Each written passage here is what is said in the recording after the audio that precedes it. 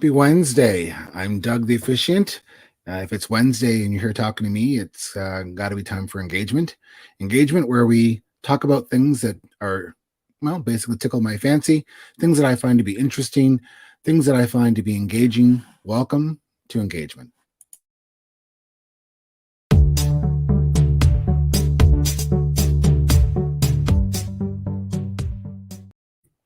Now, I get this question all the time. So, Doug, you're a wedding officiant. You have a channel called Engagement. Is there a connection there? Well, maybe a loose connection in the way that, we have had a series on a master series on getting married. We had a 4-part series where we had some phenomenal people from the industry talk about weddings and what they offer, venues and cakes and flowers, etc. But really, the engagement part is engaging conversation, talking to people that have an opinion, that have a skill, that have something of interest to say, someone that's phenomenal, someone that's compassionate. We've talked to wedding professionals. We've talked to some phenomenal females, which is one of our series. Went off on a tangent for summer fun because I said this was going to be the best summer ever. So we did some sipping with Susie and more sipping with Susie and talked about some unique things in Chatham, Kent and unique summer things to do. Talked to a baseball celebrity for Chatham, Kent, Fergie Jenkins. And we've talked about a lot of things, usually pretty lighthearted. And I tell people all the time that when you come to this channel, sometimes you can get whiplash because it's a potpourri of ideas, a potpourri of suggestions, a potpourri of conversations that, can really give you sort of a sore neck. But that's kind of fun for me.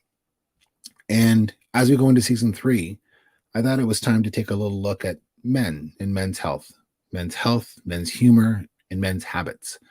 And one of our habits is baseball. I know that that's shared with women as well. But recently we had a really phenomenal event, an event that was well overdue here in Chatham, Kent. And it was called the Field of Honor. And today we're going to reflect on the Field of Honor. We're going to talk about it and explain what that really means. So I've got some guests waiting in the green room to talk about this. I'm going to bring in first one of the ladies behind it all who did so much of the work.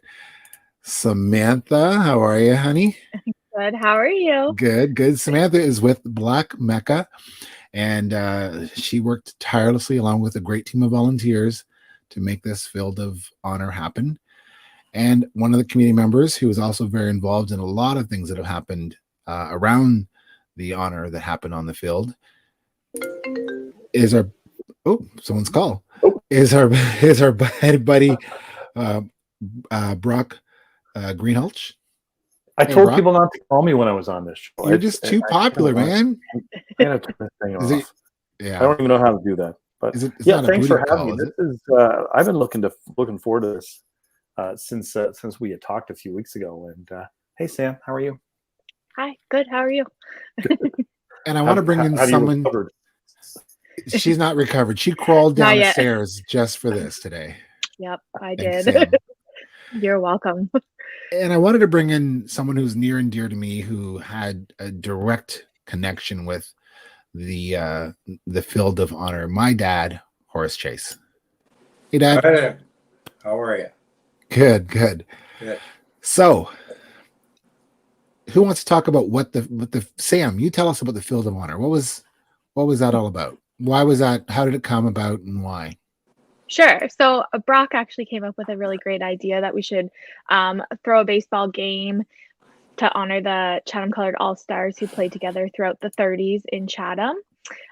So he came to me with the idea, and from there we started gathering descendants of the original players and coaches from the 1930s. And then we decided that we would throw a baseball game, and we actually ended up with 2 full teams of descendants.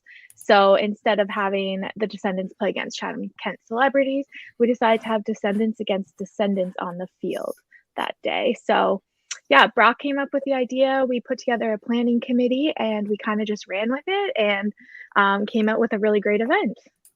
So I don't think I nodded off, but I may have. I don't think you said the words that I was looking for. So the team in question here was the Chatham Coloured All-Star baseball team. Yes.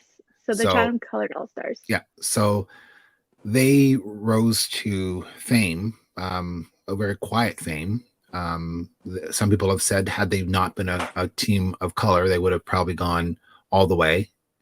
And to honor them so many years later was certainly overdue, and was a great idea. So Brock, I'm going to let you chime in on the whole idea. Where did it come from, and what's your thoughts around it?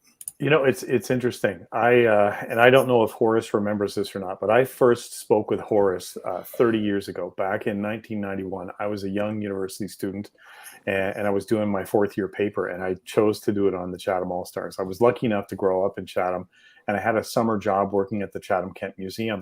In 1989, that summer, I saw the photograph of the team. I love baseball, I love history, and I had never known the story of the All-Stars. So I needed to do something with that story. Fast forward 30 years, and 2 years ago, I was coming up on a fairly big birthday.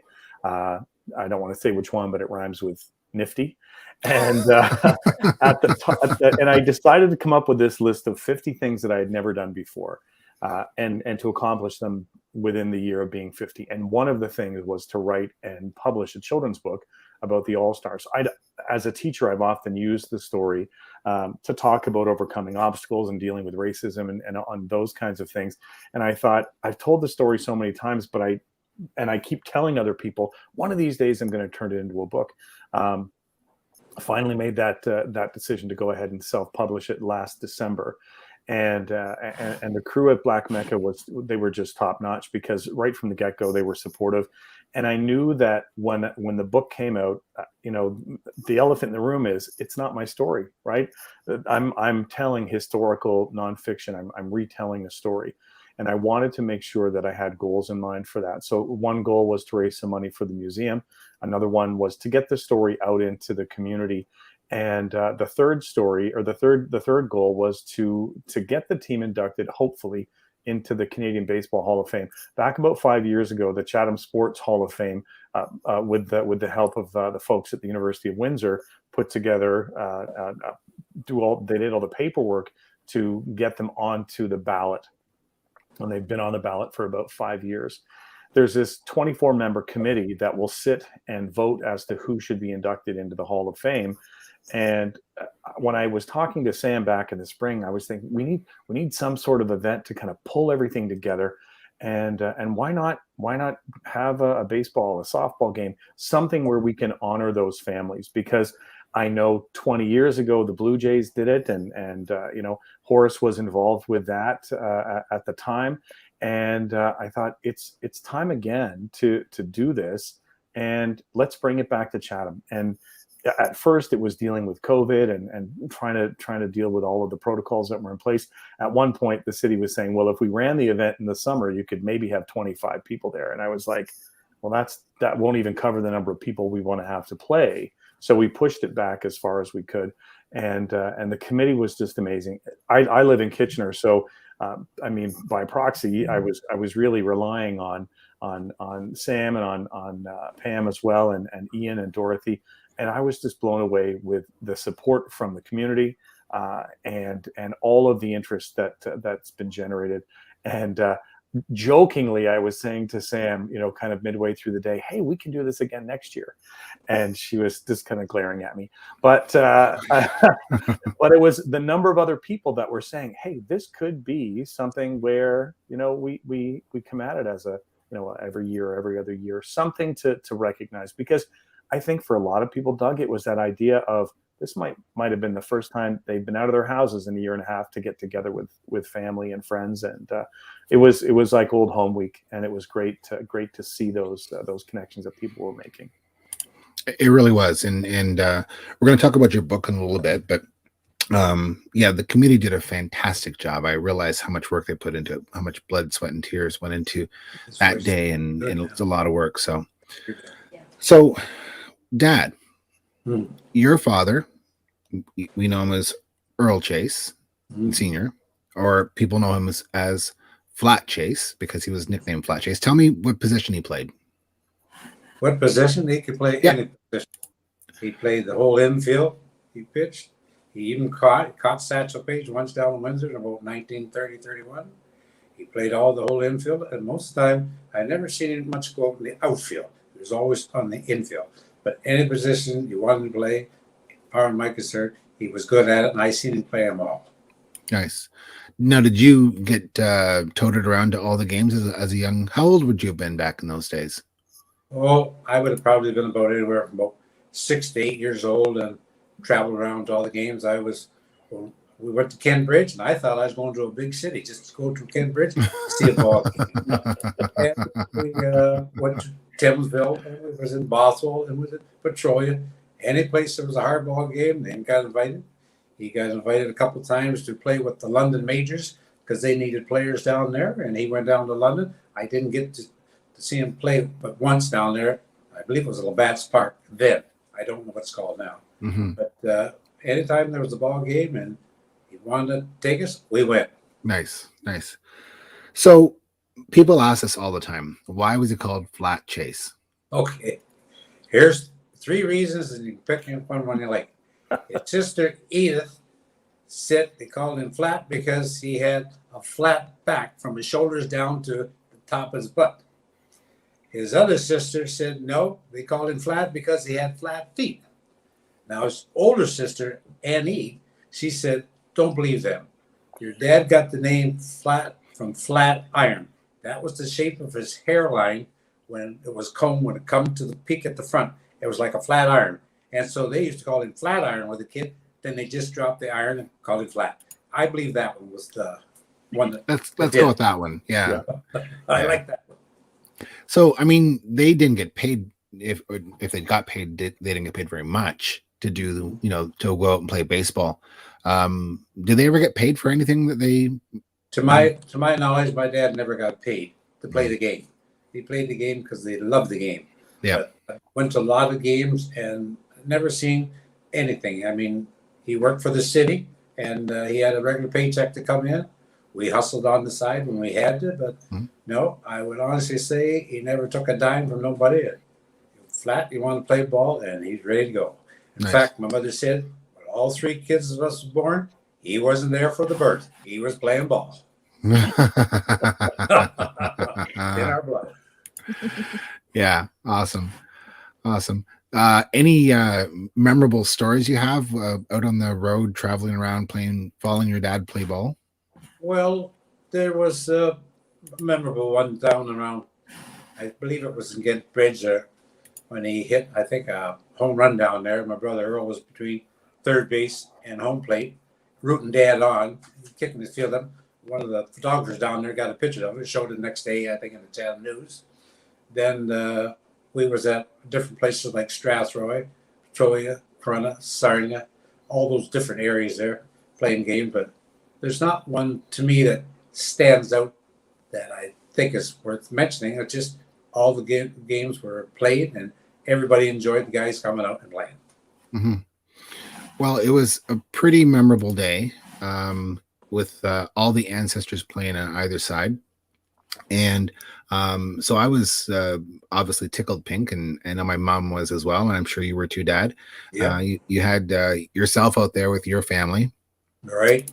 You had your one of your oldest grandsons out there hitting the ball. You had one of your youngest grandsons out as a bat boy. Mm-hmm. So it was a real family affair, and it was a big day. I bet you were tired. I know you were tired when you left. Oh, hey. I walked around that park 3 or 4 times. I didn't think I was going to make it, but I did. It just seemed like the walking back and forth.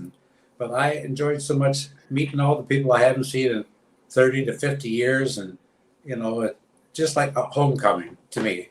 And in fact, woke up the next morning still thinking I was there. That's how good it was. Yeah. Mm-hmm. It was a great time. Samantha done a great job. Yeah. Well done. Yeah. Well then, I'm gonna, before I let you go, Dad, I want to show one more thing here. Now the original uniforms looked a lot like this. They had this C, right? Mm-hmm. Is that correct? That's pretty authentic. What the star in the middle? Yeah. What about this here? The uniform. That's original.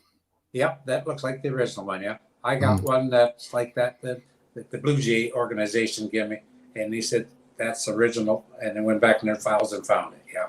Nice. I remember the day out with the Blue Jays and the fanfare was pretty awesome. Now I'm going to show a quick video here of someone that received a shirt that day, which was a very touching moment on the field, and I'll get you to reflect on it on the other side, Dad.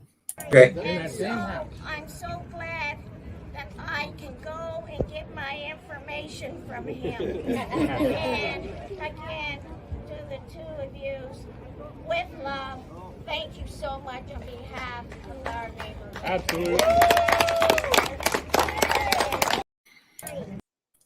So I don't know if you could hear that, Dad, but that was John Obi getting his brother's shirt.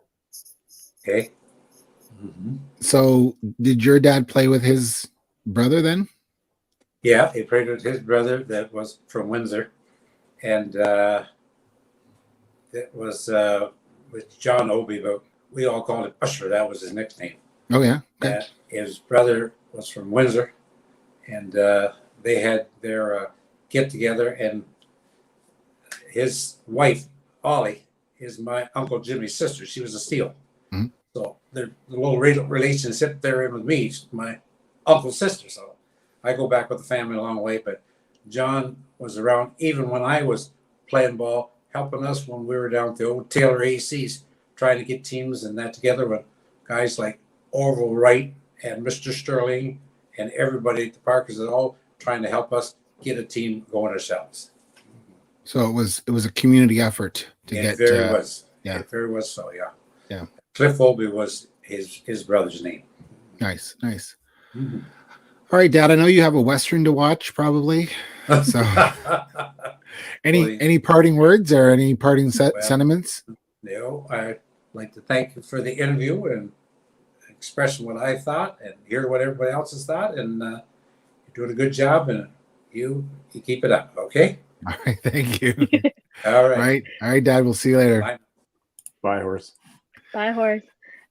He always has something to say. So yeah, I warned him. I said, okay, listen, I'm going to have you on the broadcast if we can help you, with your technology issues, and in 10 words or less. Love him dearly, but he's got long wind. It runs in the family though, so I understand. So, a little bit about a couple things that pop out in my mind. One, this event, which was the Field of Honor, great PR, great work, great coverage. You guys did a fantastic job. If you've never been to the Black Mecca, it's a sight to behold. You should definitely stop in, book an appointment. You can't just drop in, right, Sam? No, not during COVID. Not during COVID. This is a great shot of the inside of the Black Mecca, formerly known as Chatham Coloured Black Historical Site. And it's got tons and tons of information, knowledge galore. You can get a lot of research. And if someone wanted to research something, Sam, would they just reach out to you guys, or do you guys do it for a fee, or is it? So people can do self-research too, but they would just make an appointment just like you would to visit the museum.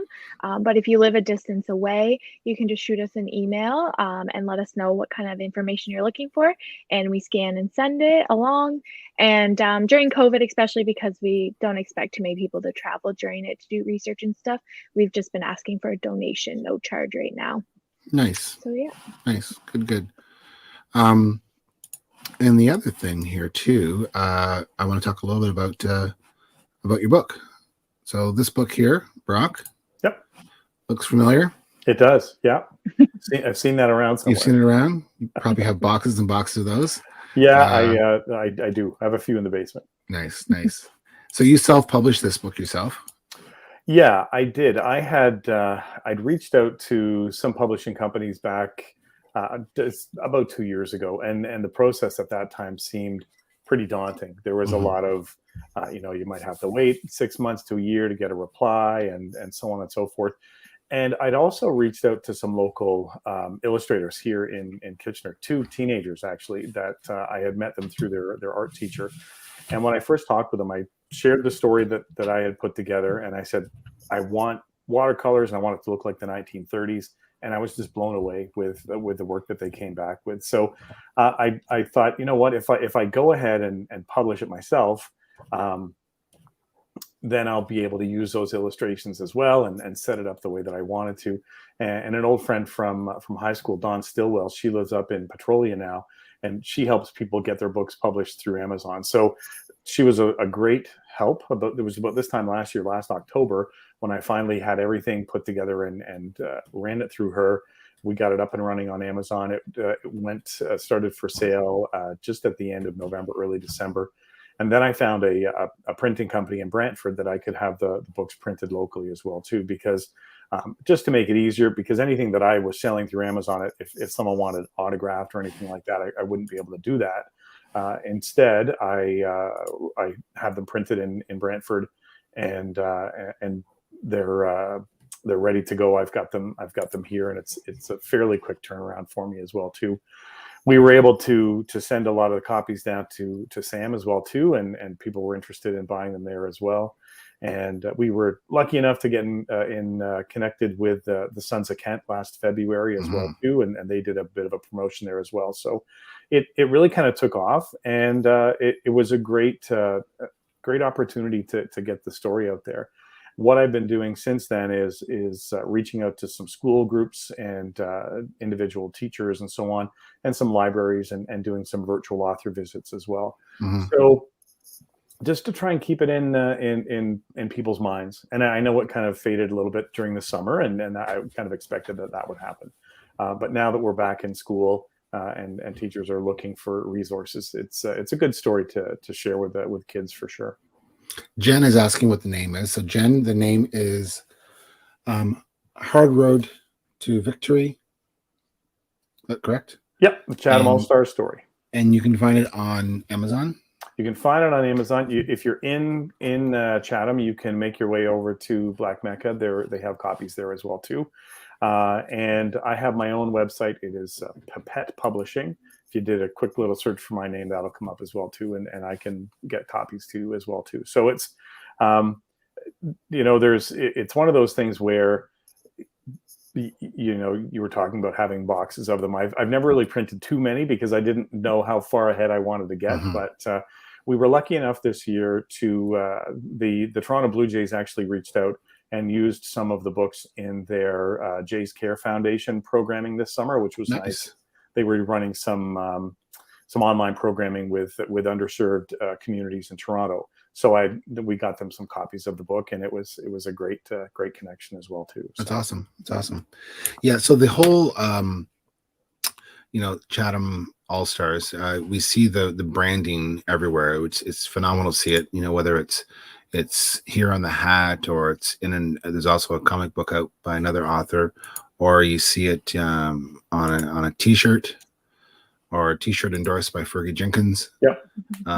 It's everywhere, which is great. It's very noticeable. You recognize it in the grocery store when you see someone wearing a ball cap on a Saturday afternoon when you're getting your groceries, and it's been phenomenal. So we thank you for your compassion and your following and your love for the story, because it's definitely a story that needs to be told. So I know we were thrilled with the day. Like I said earlier, and I probably should show this one to Horace, but I'm sure he'll see it. To have both my son and my grandson there along with their grandpa. Shout out to Cam Dudley for that shot. One of your many volunteers for the day. It was just an all around great event. So I want to show a little bit of content of what happened on the day. So this is the white team, which is made up of ancestors of the original team. This is the gray team, also made up of ancestors. I've indicated before that we had a phenomenal bat boy, but we also had a phenomenal bat girl. Shout out to Layla Bardillo, and thanks to her mom for the photograph. But it was an all around, great day. Had great energy. I know that you were only wanted to play 7 innings. It went to 9. It was a nail biter. It was a barn burner, as they say. So it was just a really good day, and people really enjoyed it. So you couldn't have done it. So someone's asking if Black Mecca, the preferred name. So Black Mecca, Sam, I'll let you speak to that. So the Black Mecca is the name of the museum, and it's ran by the Chatham Kent Black Historical Society. So usually we just say like the Chatham Kent Black Historical Society and Black Mecca Museum. But if you're ever searching just for a museum, it'll probably just come up under the Black Mecca Museum. Mm-hmm. So it's kind of two different entities, but it is one. So while you're while we've got you queued up there, Sam, you've got some great volunteers. Some of the photographs that I've showed today came from one of your members, which is Ian Kennedy. Ian did a great job and has an online sports column, sports paper, and your volunteers did a phenomenal job. I know you guys raised some money. That was one of the reasons we were there. And I know there's a number, but I don't know what it is yet. So after doing math today and the rest of our invoices coming in from the event, we raised $5,200. Nice. Very good. And, very good. And we've still had some checks coming in this week from people who, didn't know that they need to bring cash kind of thing. So the number could still go up later this week. I'm sure it will. Yeah. I'm sure it will. Yeah. Very, very happy with that. That's awesome. And we have a very giving community here. So that's always great. And it's a phenomenal cause. I was really happy to see so many people out that came to the event that weren't scared off by COVID. There was ample, lawn area for seating outside of the ballpark and within the ballpark. So it was very good. And we had some really great community sponsors that helped pay for a lot of the stuff for the event too. Mm-hmm. Such as? Do you want to mention any of them? Yeah, so Campbell Toyota, Blenheim Chevrolet, CK Ready Mix, Lally Kia, Kurt Fiocco, Denturist, and I am forgetting somebody. They are all on our Facebook page with their logos. Shout out to them. They were fantastic and helped make the event possible. So Campbell Toyota, Ready Mix, Denture, B&G, Lally Kia. Buxton's Next Generation, sponsored and volunteered throughout the day too. Nice. Yes. Superstore, Shinkol's, Sons of Kent. Yeah, so we had tons of donors for the prize baskets as well that day. Yeah, we gave out 9 prizes. So awesome. So Brock, during your research that you did and Sam, you've done a fair amount of research on the team as well from that generation. Was there anything that was unique historically that you found? Like, did you undig anything that was really cool? I think the coolest thing is they started out as an all-black baseball team in 1932, although they played together years prior to that. But I think that one of the coolest things is in 1935, Wellington Shognosh joined the team from Walpole Island. So they ended up having an Indigenous player on the team as well. And tons of his family came out on Saturday. And it was so fantastic to see them come out and how well received. They had such a great time too. And I think that's one of the coolest parts is seeing the communities come together, even back in the 30s and again, present day. That's very cool. Yeah, that's really awesome to see that for sure. Yeah. Did you uncover anything, Brock? It was interesting that when I first started doing the research, one of the things that I wanted to do was make sure that I could tell the story, also hearing a little bit of the voice from the team from Penetanguishene. And I was lucky enough to go up to Penetanguishene about it was 2 years ago, 2019, October 2019. And just by chance, I ran into a gentleman, and he was the son of one of the players from that team, and he was kind of the curator for. They have a small sports hall of fame right in the front of the hockey arena in Penetanguishene. So he said, if you got a bit of time, come on over. I'll take you for a tour. And it was really great to see that side of it because he was talking about in that final game in the third game. That should have been the final game. How he was saying the players on the Penetang team knew exactly what was happening as well too. These umpires were trying to throw the game in some ways and make it go to a fourth game. And the players in Penetanguishene were like, we just want to play this game and finish it. We don't want to go to another game. But just hearing from that point of view, and it's interesting to hear the stories and the connections between the team from Penetanguishene and the players from Chatham as well too. I was lucky enough, and I mentioned this earlier, back in '89, when I was working for the Chatham Kent Museum for the summer, I was actually doing a local history project. And I got to interview about a dozen people from across Chatham Kent. And I always asked them about the All-Stars, because most of the people I'd interviewed had been born around the turn of the century in the early 1900s. So their memories they were young men and women at the time. And it was great to be able to see that. And just recently, I've uncovered the fact that those reports that I had done for the museum are still in the museum. I just have to make some time to go and get them photocopied. I can't wait to see what comes out of those things as well too. The whole process. You had talked about this. You'd mentioned this as kind of off the top of looking at this from a men's health perspective and those angles. For me, having this project to work on, especially during the last year and a half with everything related to COVID, I don't want to speak for Sam, but I've been able to put my energies into this project as something separate from work. And it's been a godsend in a lot of different ways, because it's given me a purpose to continue to see this through. And it's been amazing to meet up with the people that have been a part of it as well on all of the different sides of it as well. So it's been well worth the energy, that's for sure. Mm-hmm. Perfect. That's great.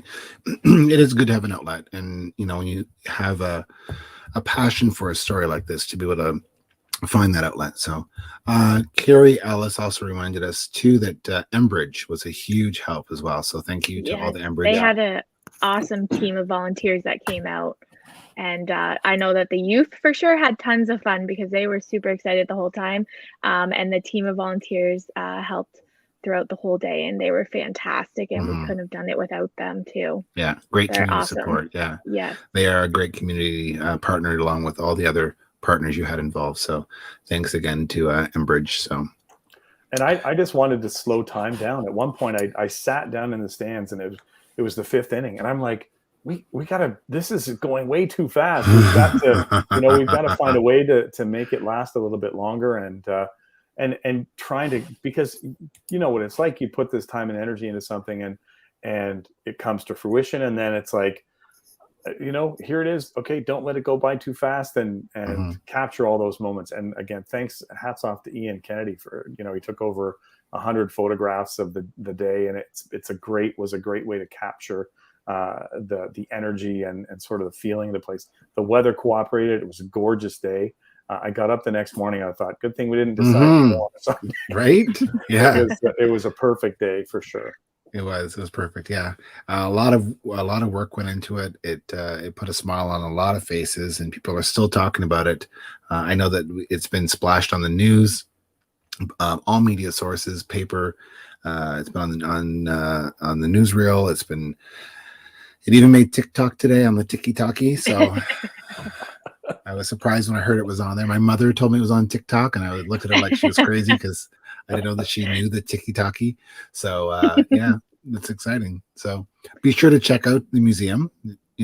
Call to get an appointment to come through if you want to, or if you're looking for some pertinent information. Reach out to Sam and her volunteers. Sam, I know that a lot of the volunteers, specifically from Black Mecca, like Dorothy, for instance, kudos to Dorothy, did so much work. So do you want any parting words for your volunteers? Really just thank them all so much for helping out on Saturday and leading up to Saturday too. They kept, the lineups under control for the merchandise and the donations, and all throughout the day at the park. And I do know that they were super busy at the merchandise tent. So a lot of the merchandise you can come to the museum to purchase as well. We do have to restock some of it, because a lot of stuff did sell out. So we'll see restock coming in. And then the jerseys that the players wore as well, they can be ordered, but the deadline is tonight. So if you on our Facebook page, there is a link to order it, and then you put all your information in there. Although I'll be at the office tomorrow morning. The order won't go in until I leave for the day. So hint, anybody watching this. So the jerseys are great. They're very Yes. nice. They're traditional sports style jersey, button up the Made in front. Canada, Mm-hmm. and they're fantastic. They are. So I ordered a couple myself, and maybe I'll have to call and order some more. I'm not sure, but they're. Are you gonna do now in the spring of next year? Will you be looking at possibly doing more orders, or Yes, we just wanted to get one in now so that they're in time for Christmas. right? So we'd probably look at doing them again next year, maybe around a second game too. Well, there you go. So if anyone, I breathed a little bit. Yeah. So, like it's like giving birth to a child when you have an event. Like immediately after, you're like, no, not doing that again. And then as days and hours go by, it's like, well, maybe you start to soften and bend a little bit. So, so one thing that's really important, as you know, I work in economic ways. So we know that there are some major shipment issues from overseas. There are thousands upon thousands of containers, sitting on boats that haven't even docked yet. So these are Canadian made. These are hopefully the supply channel's a lot shorter and a lot faster. So if you're looking for gift ideas, this is a great gift idea. So call in to Sam and get it ordered. Sam, your number is? 519-352-3565. There you go. If we don't get to the phone right away, because I'm in a cast and sometimes I don't make it, leave a message and I will call you back. Good.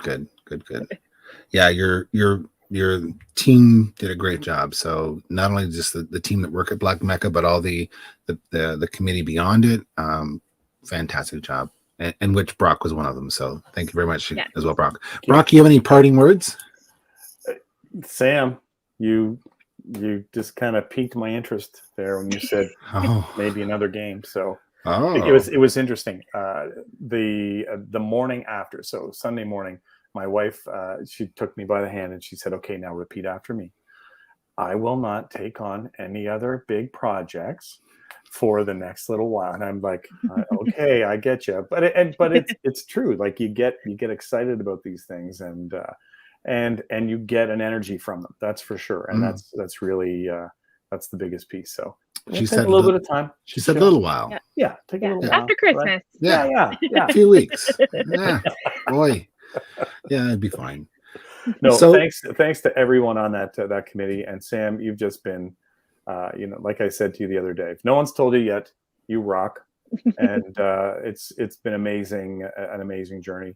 And it's not done yet. So let's keep on going. And if it all works out, fingers crossed that they get inducted, we'll know late February, early March is when they would announce if the team has been inducted. And then historically, they would do an induction ceremony in June of every year. They're a little bit behind the eight ball because of COVID, but I think they're trying to get back to that. So we'll see. And as soon as we hear one way or the other, then we'll roll with whatever information we get from. So there's a committee of 24, I think you said, that make this decision. Yeah. If citizens feel so compelled, is there anything we can do or should do or can do to?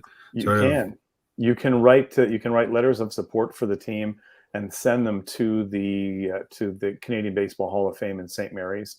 So we had Chatham-Kent Municipal Council wrote a letter. They actually called on other municipalities across the country to do the same. Local MP wrote a letter. Local MPP wrote a letter as well. And a lot of school children actually have been writing letters too, which is great. That's compelling, right there. It is.